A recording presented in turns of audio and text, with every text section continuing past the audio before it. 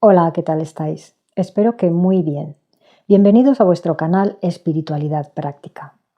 Seguimos con el estudio sobre el simbolismo del Éxodo.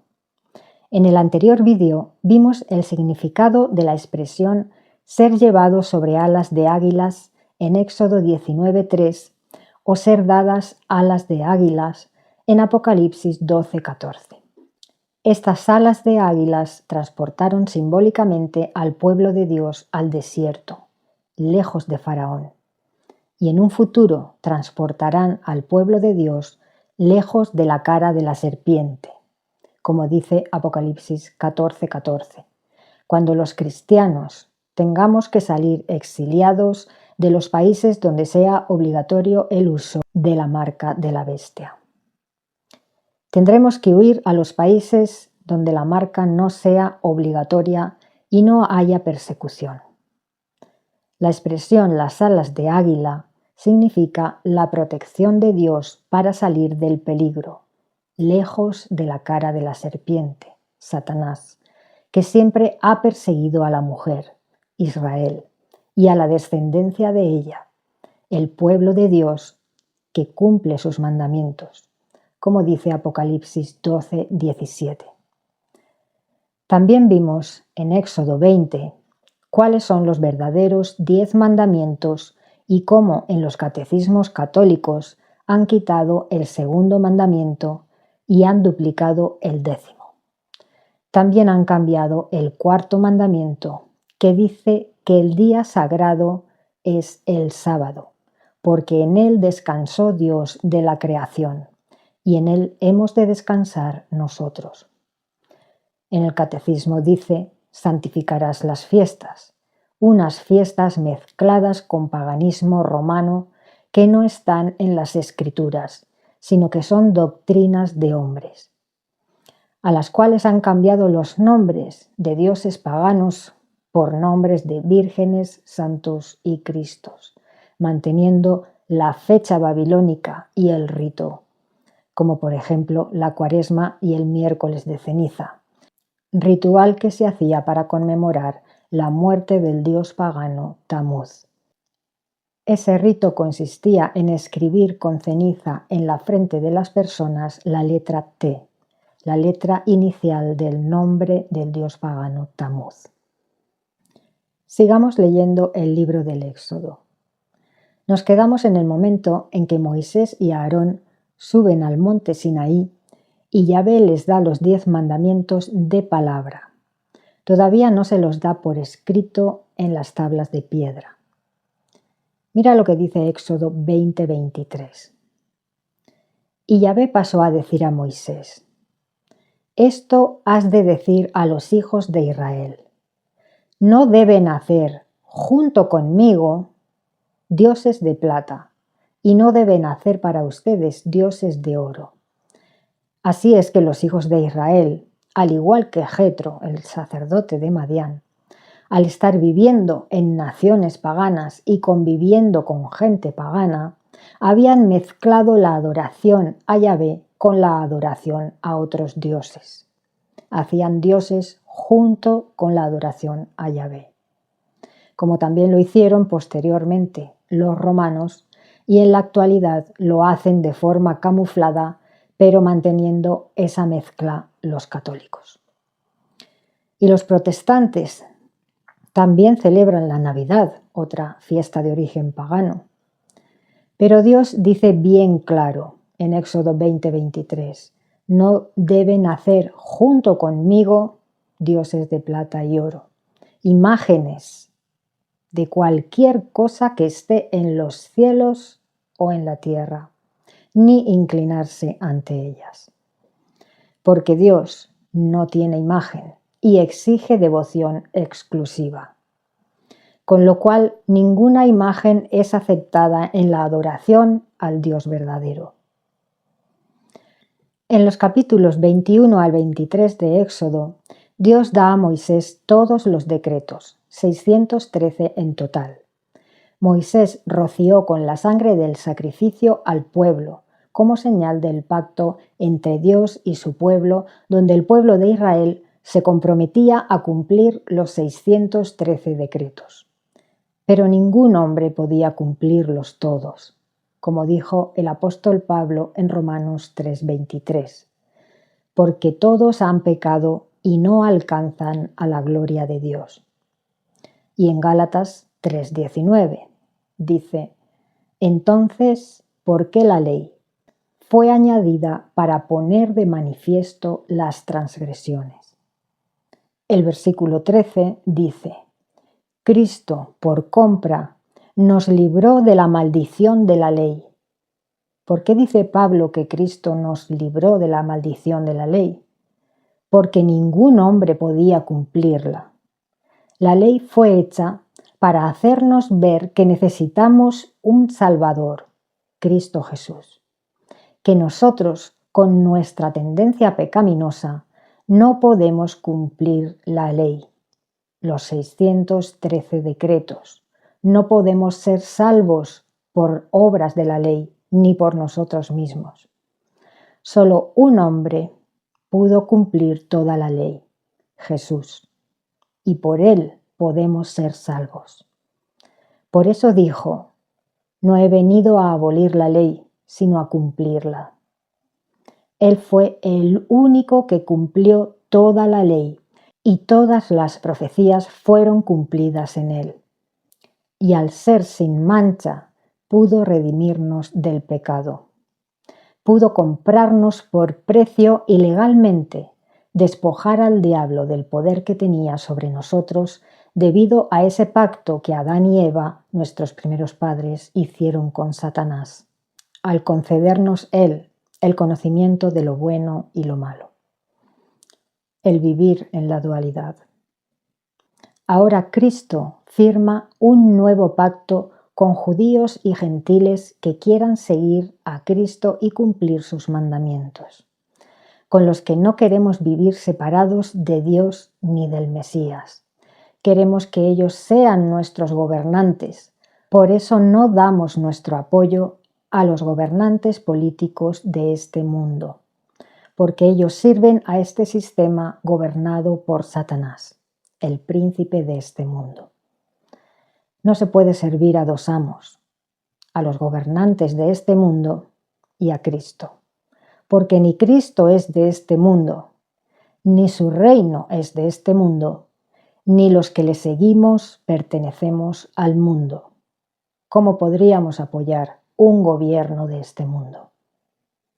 Estamos en el mundo sin ser del mundo, como dice Juan 15:19. Dice Jesús: ellos no son del mundo, como tampoco yo soy del mundo.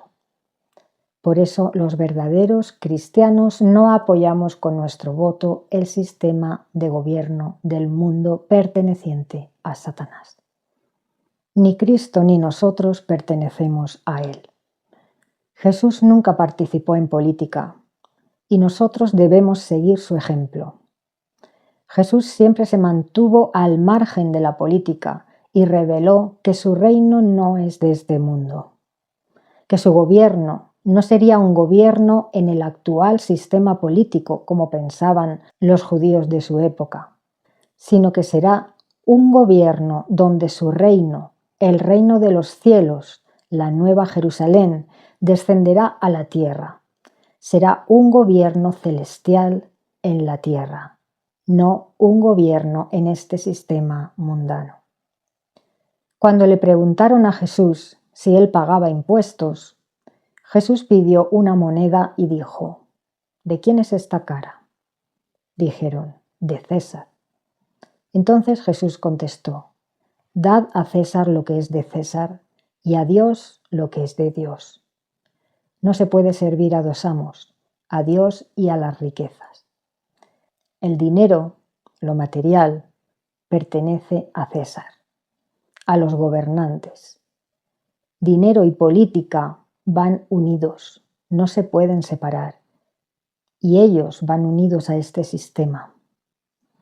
Jesús no ponía su atención, su foco, ni en el dinero ni en los gobernantes de este mundo, porque no se puede servir a dos amos. Él ponía su atención en el Padre, en lo espiritual, en ayudar al prójimo, en enseñar el conocimiento de Dios y en hacer todo lo que su padre le decía que hiciera y que dijera. Ese es el ejemplo que debemos seguir nosotros, poniendo nuestro foco en lo celestial, en el servicio al prójimo, en proclamar el reino de los cielos y hacer lo que el Padre nos dice. Nuestra atención, nuestro propósito, nuestro objetivo, nuestro foco debe estar en el espíritu, no en la materia, no en el dinero, en acumular cosas materiales, salvo las necesarias, sino en acumular tesoros en el cielo. No en este mundo y sus gobernantes, sino en el reino de los cielos y el gobierno por Cristo y su esposa, los 144.000 que dieron su vida por él. Porque Dios no considera infidelidad solamente la adoración a ídolos paganos, sino también la comunión, la alianza y la participación con los gobernantes de la tierra. Y eso podemos verlo tanto en el Antiguo Testamento como en el Nuevo Testamento. En el Nuevo Testamento podemos leerlo en Apocalipsis 18:3.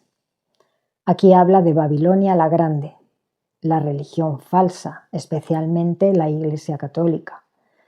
Dice que todas las naciones han caído víctimas de ella y los reyes de la tierra cometieron fornicación con ella, hicieron alianzas con ella, y los comerciantes de la tierra se enriquecieron debido al poder del lujo desvergonzado de ella. ¿Dónde se encuentra la mayor parte del oro que adorna las estancias? En los palacios de los reyes y en las iglesias. Reyes y cardenales viven en lujo desvergonzado. Nada que ver con la forma de vida que tenía Jesús. La religión siempre ha cabalgado con la política. La bestia salvaje sobre la que cabalga la gran ramera, Babilonia la Grande, la religión falsa, simboliza un gobierno o una coalición de gobiernos y los 10 cuernos son los reyes que lo gobiernan. Dice Apocalipsis que la ramera cabalga sobre esta bestia salvaje, sobre estos gobiernos. Pero mirad lo que dice Apocalipsis 17:6. Dice, y los 10 cuernos que viste, los gobernantes, y la bestia salvaje, estos odiarán a la ramera, y harán que quede devastada y desnuda, y se comerán sus carnes y la quemarán por completo con fuego. Esto sucederá durante el gobierno del Anticristo. Ya sucedió en la antigüedad, como símbolo de lo que habría de venir en el futuro. Podemos leerlo en Ezequiel 23. En este texto, Dios denuncia la infidelidad de Samaria y Jerusalén, no solo por mezclar la adoración a Yahvé con la adoración de ídolos de oro, plata, madera y piedra, sino también por sus alianzas con los gobernantes de países vecinos. Y la verdad es que utiliza un lenguaje simbólico y comparativo que a mí me dejó un poco en shock. Voy a leeros el texto.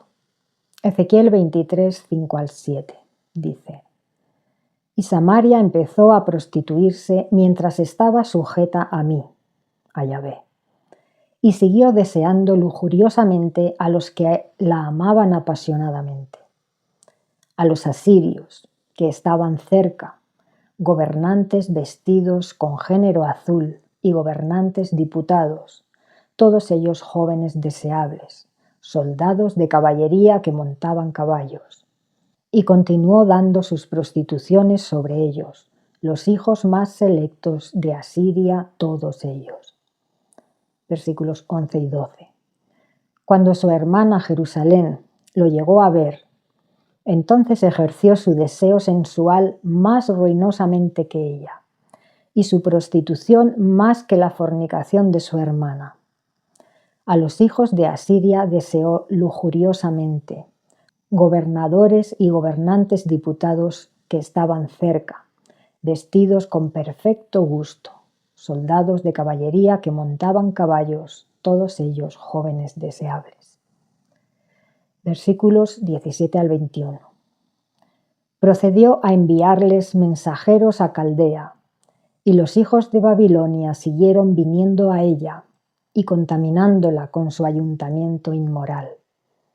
Y ella siguió descubriendo sus actos de prostitución y descubriendo su desnudez, de modo que mi alma se apartó disgustada de la compañía de ella, tal como mi alma se había apartado disgustada de la compañía de su hermana. Y ella siguió multiplicando sus actos de prostitución hasta el punto de hacer recordar los días de su juventud cuando se prostituyó en la tierra de Egipto. Siguió deseando lujuriosamente al estilo de las concubinas que pertenecen a aquellos cuyo miembro carnal es como el miembro carnal de los asnos y cuyo órgano genital es como el órgano genital de caballos. Y continuaste llamando atención a la conducta relajada de tu juventud por el oprimir de tus senos desde Egipto en adelante por causa de los pechos de tu juventud. Por lo tanto, oh Jerusalén, esto es lo que ha dicho el Señor soberano Yahvé. Mira, voy a despertar a tus amantes apasionados contra ti, a aquellos de los cuales tu alma se ha apartado en disgusto, y ciertamente haré que entren contra ti por todos lados, los hijos de Babilonia y todos los caldeos, Pecod y Soa y Coa, y todos los hijos de Asiria. Versículo 25. Y yo ciertamente expresaré mi ardor contra ti, y ellos tendrán que tomar acción contra ti en furia. Esto sucedió en la época de Ezequiel y volverá a suceder en el futuro, según Apocalipsis 17:16, que dice: Y los 10 cuernos que viste y la bestia salvaje, estos odiarán a la ramera y harán que quede devastada y desnuda, y se comerán sus carnes y la quemarán por completo con fuego. De nuevo vemos cómo esta profecía tiene un doble cumplimiento. Se cumplió en tiempos de Ezequiel y se volverá a cumplir en tiempos del Anticristo. Así pues, en las Escrituras, la infidelidad contra Dios se produce tanto con la adoración a ídolos paganos como con la comunión y el apoyo a gobernantes políticos. Por eso no debemos votar a ningún gobernante político de este sistema gobernado por Satanás. Leamos Éxodo 24:12. Dice: Ahora Yahvé dijo a Moisés: Sube a mí en la montaña y quédate allí por cuanto quiero darte las tablas de piedra y la ley, y el mandamiento que tengo que escribir a fin de enseñarlos.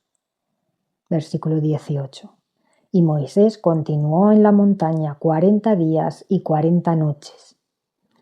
Dijimos que el número 40 representa un periodo de prueba. Y fue una prueba para el pueblo de Israel, porque Moisés no estaba con ellos y podían descarriarse fácilmente. Y así lo hicieron.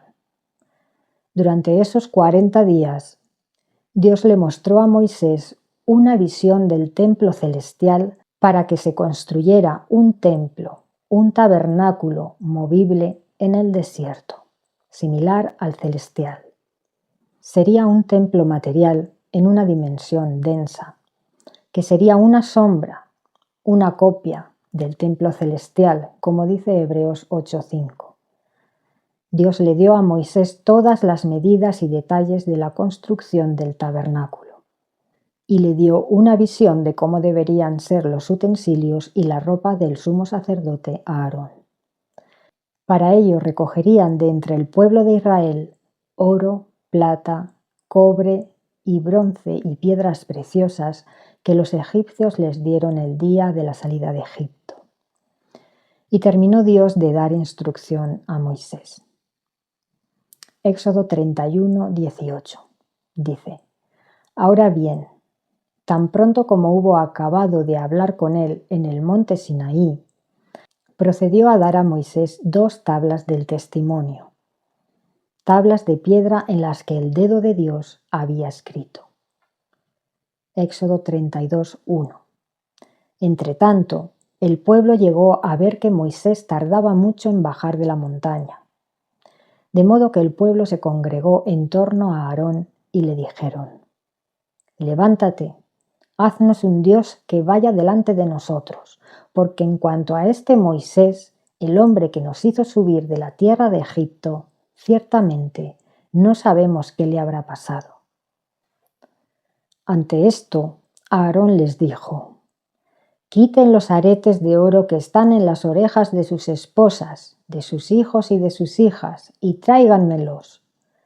Entonces él tomó el oro de las manos de ellos y lo formó con un buril y procedió a hacer de él una estatua fundida de un becerro.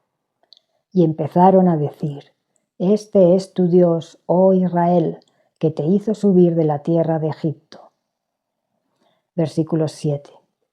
Yahvé ahora dijo a Moisés: «Ve, desciende porque tu pueblo, que hiciste salir de la tierra de Egipto, se ha corrompido. Se ha desviado rápidamente del camino que les he mandado ir».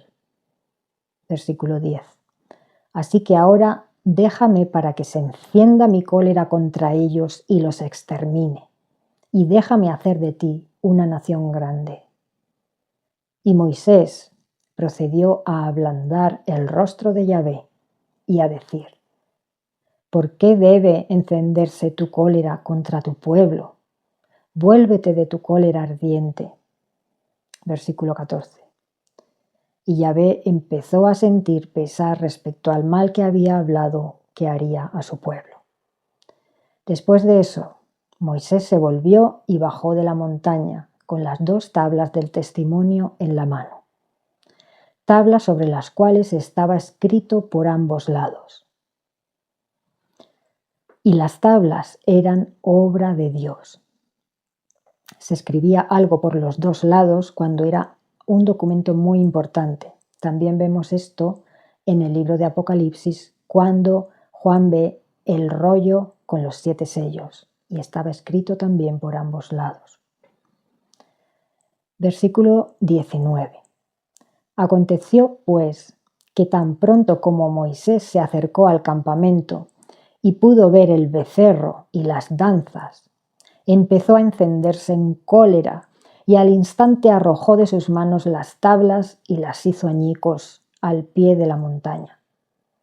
Entonces tomó el becerro que habían hecho y lo quemó con fuego y lo trituró hasta que quedó fino, después de lo cual lo esparció sobre las aguas e hizo que lo bebieran los hijos de Israel. Y llegó a ver Moisés que el pueblo andaba desenfrenado, porque Aarón los había dejado desenfrenarse, para vergüenza entre sus enemigos. Entonces Moisés tomó su puesto en la puerta del campamento y dijo: «¿Quién está de parte de Yahvé? A mí». Y todos los hijos de Leví empezaron a reunirse en torno a él. Ahora les dijo: «Esto es lo que ha dicho Yahvé, el Dios de Israel. Ponga cada uno de ustedes su espada sobre el costado. Pasen y vuelvan a pasar de una puerta a otra en el campamento y mate cada uno a su hermano y cada uno a su prójimo y cada uno a su conocido íntimo».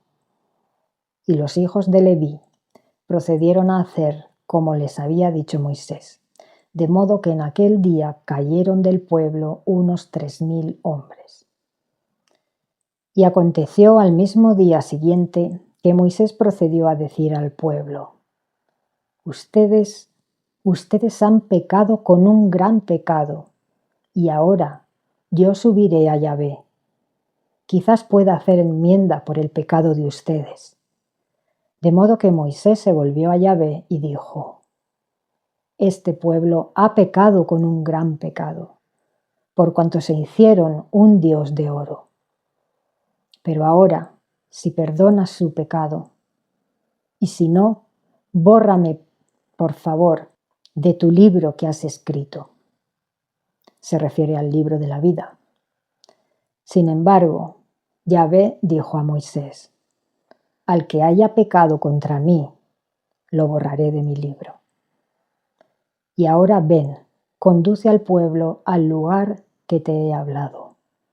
Mira, mi ángel irá delante de ti, y en el día de traer yo castigo, ciertamente traeré yo castigo por su pecado.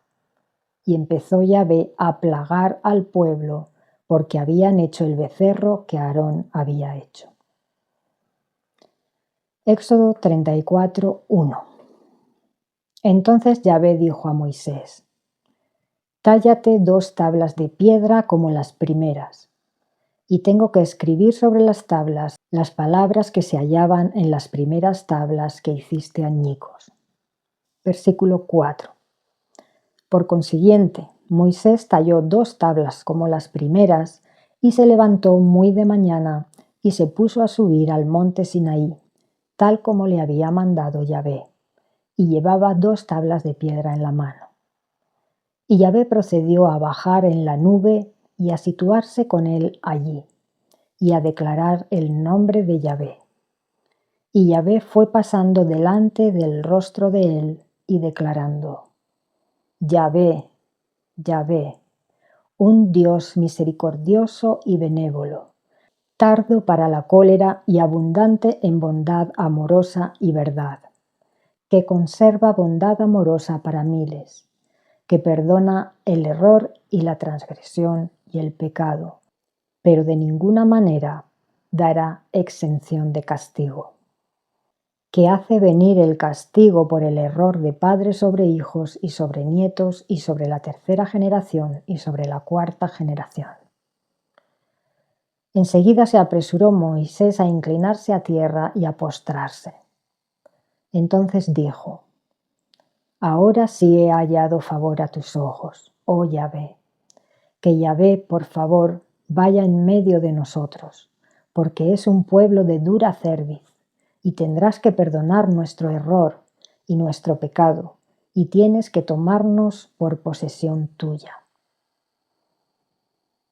En este texto, el propio Yahvé se define a sí mismo, y se define como un Dios misericordioso, benévolo, tardo para la ira, abundante en bondad amorosa y verdad, pero que de ninguna manera dará exención de castigo al que no se arrepienta.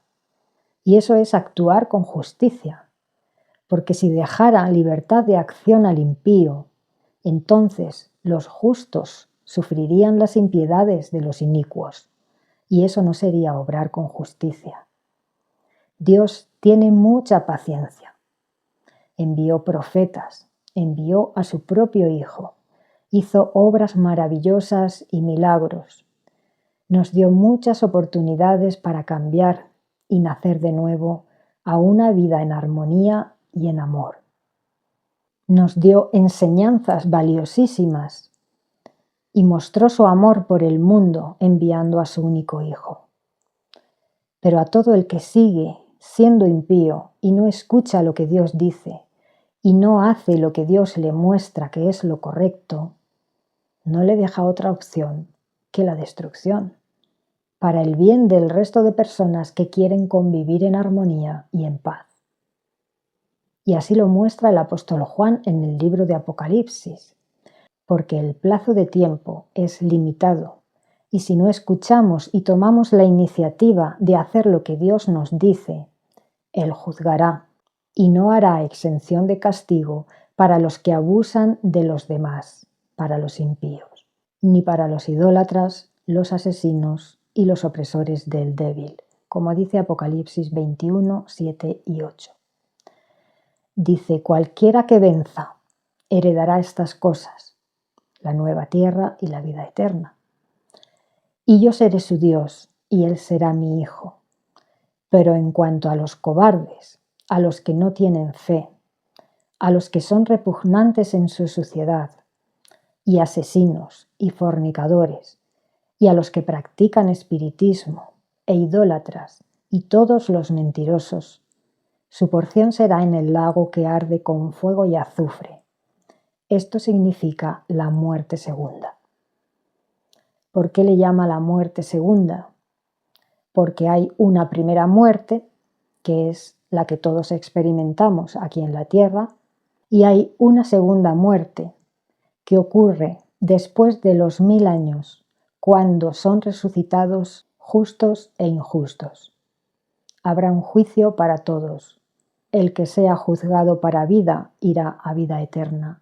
El que sea juzgado para destrucción experimentará la muerte segunda, porque habrá experimentado en realidad dos muertes, la muerte en la tierra y la muerte segunda después de haber sido resucitado en los cielos.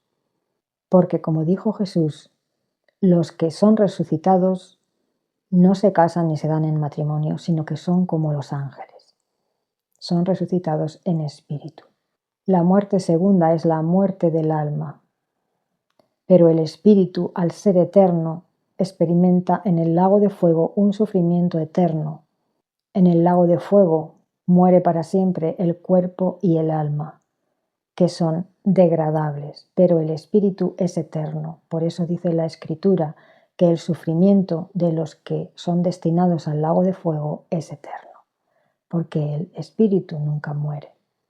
Hay gente que dice que el Dios del Antiguo Testamento es un Dios vengativo y que no es el mismo que el Dios del Nuevo Testamento, que manifiesta amor y bondad. Pero no es cierto. Vemos el carácter de este Dios reflejado plenamente tanto en el Antiguo Testamento como en el Nuevo Testamento en el libro de Apocalipsis. Él es un Dios justo, que ejerce bondad inmerecida para con los que le aman y le obedecen y están en armonía con el resto, pero pastorea con vara de hierro a los que no le obedecen y destruye a los que persisten en su iniquidad, porque oprimen al justo. Y Dios no desea eso. Eso es hacer justicia para el bien global. De no ser así, siempre estaríamos en la situación que tenemos actualmente en la Tierra. Un mundo lleno de corrupción, maldad, guerras, injusticia y desigualdad, donde el que más sufre es el débil, sobre todo los niños. Mientras Moisés estaba en la montaña, por otros 40 días, no comió ni bebió, porque la presencia de Dios lo nutría. De lo contrario, hubiera muerto deshidratado. Yahvé volvió a dar los principales decretos y los 10 mandamientos escritos en las tablas y le advirtió que cuando entrara en la tierra prometida, no hiciera ningún pacto con los habitantes de Canaán, ni diera a sus hijos y a sus hijas en matrimonio con los hijos y las hijas de estas gentes paganas, porque acabarían desviándolos del camino y del Dios verdadero, como sucedió con el rey Salomón, al que sus numerosas esposas paganas acabaron desviando de la adoración verdadera. Moisés convocó la entera asamblea del pueblo de Israel y les dio los 10 mandamientos y los decretos que habrían de cumplir, y se puso a recoger el oro, la plata, las piedras preciosas, el cobre, el bronce, los hilos de lino fino, blanco, azul, púrpura y carmesí, la madera de acacia, las especias, el aceite de oliva, todo lo necesario para construir el tabernáculo, según la imagen que Moisés recibió en el monte Sinaí y según las medidas del templo celestial que Yahvé había dado a Moisés. Todo lo que contenía el tabernáculo está lleno de simbología que apunta al Mesías. Pero esto lo veremos en el siguiente vídeo. Espero que os haya sido de utilidad la información. Nos vemos en un próximo vídeo. Gracias por escuchar la palabra inspirada. Un abrazo.